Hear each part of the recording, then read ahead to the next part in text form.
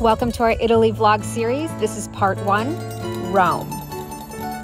We landed in Rome and made our way over to the Piazza Navona, one of Rome's many beautiful historic squares.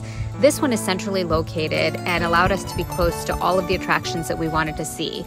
Like most of the squares in Rome, this one has its own special history, including this statue, the Fountain of the Four Rivers, which depicts 4 major rivers in the world: the Nile, the Ganges, the Danube, and the Rio de la Plata. We rented an apartment on the top floor of this corner building at the top corner of the Piazza Navona. It had an absolutely stunning roof deck, which I'll show you in a bit. Immediately upon arrival, we started to walk around the area around the Piazza Navona, all of the sweet little back streets where there were restaurants, shops, places to grab an Aperol Spritz or a late lunch, and a couple of super interesting things in the window, like this large porchetta. A few members of our group did try the porchetta, and I'm assured that it was delicious. We're about to start a golf cart tour of Rome. Here we go. I highly recommend the golf cart tour of historical Rome, especially if you have kids with you. This was such a fun way to see some of the historical sites of the city, both when we were stopped at the actual attractions and when we were just riding around in these open-air golf carts.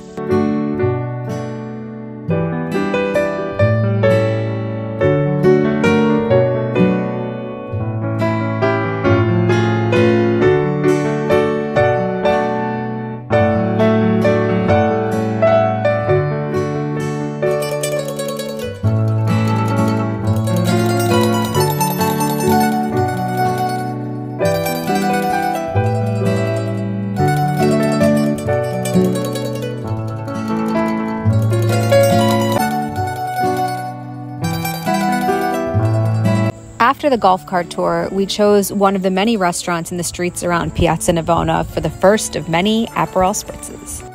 The piazza is even more beautiful at night than it is during the day. It's completely lit up and the shops and restaurants just glow.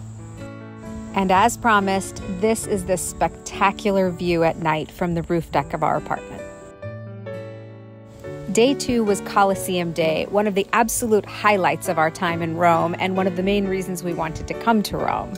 The Colosseum has such a rich, storied history dating back 2,000 years, and we were fascinated to learn about the gladiator battles and even about the times they flooded the Colosseum to stage naval battles.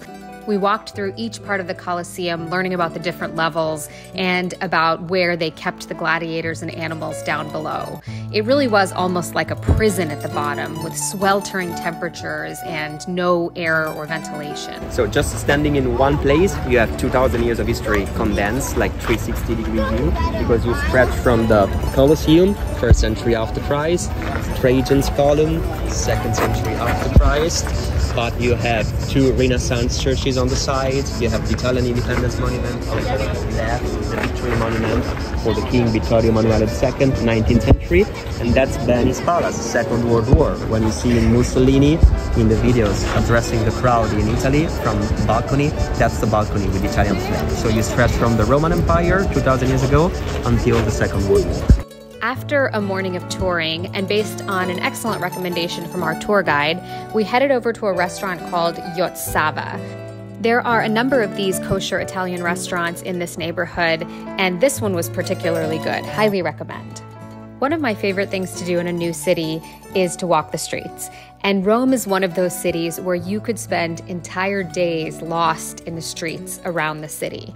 Every street has this unique character. You can tell how old and historic the buildings are. And you'll often happen upon interesting goings-on in the city. In this case, we happened upon this street market, which we thoroughly enjoyed.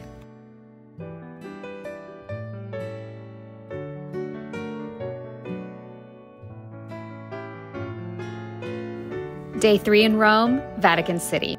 Vatican City is the smallest country in the world. It's governed as an absolute monarchy with the Pope at the leadership position. The Vatican mints its own euros, prints its own stamps, they issue passports, license plates, they have their own fire station and police department. Of course, the Vatican has special meaning to Catholics around the world and Christians in general, but even as a non-Catholic person, the Vatican is a really interesting place to visit. It's full of Roman sculptures, Renaissance paintings, St. Peter's Basilica, the Sistine Chapel, all kinds of things that a tourist to Italy would want to visit. Word to the wise, the line to get inside Vatican City is absolutely insane. In advance, for €4 per person, you can purchase a line jumper pass, which we did, and our guide was able to get us into the Vatican in just a few minutes. This literally saved hours, so pro tip, if you're going, make sure you buy that pass in advance. Having a great guide was really valuable to our tour of the Vatican. You could certainly do a self-guided tour, but having a tour guide with us to answer our questions and focus on the parts of it that we were really interested in was great.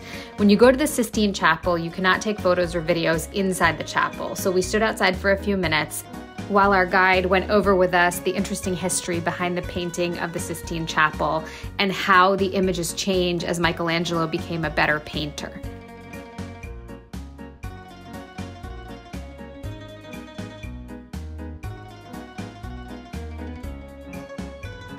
It's a beautiful evening for a cooking class. Next up. Taking a cooking class at Fabiola's Cooking Day was one of the most delightful activities we had in Rome. They designed the cooking class so that all the children could participate, and we had kids with us between the ages of 7 and 11. And they created activities that would be easy for them to do, so they really felt like they were part of the process. It was a lot of fun. And the food we created, homemade pasta with fresh made sauce, was honestly some of the best food we had the entire time we were in Italy.